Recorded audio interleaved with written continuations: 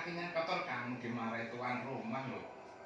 Nah, setelah geser baru ucapkan salam kepada tuan rumah.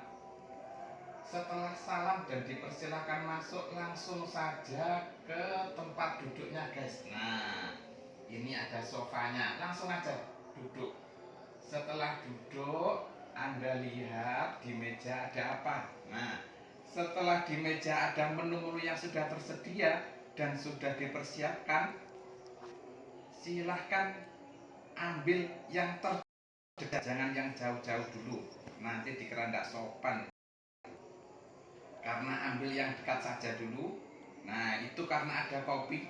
Nah, ambil kopi dulu, jangan lupa diatur jaraknya.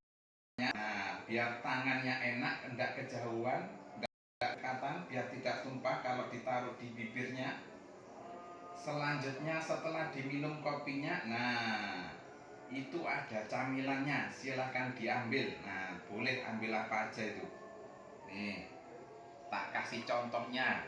Kebetulan di sini ada malkis. Nah, ini tak ambilkan contohnya ya. Ambil satu dulu, jangan banyak-banyak, jangan 5, nanti mulutnya tidak muat. Nah, ambil dulu. Setelah itu dimakan guys. Cedek nih, cedek nih.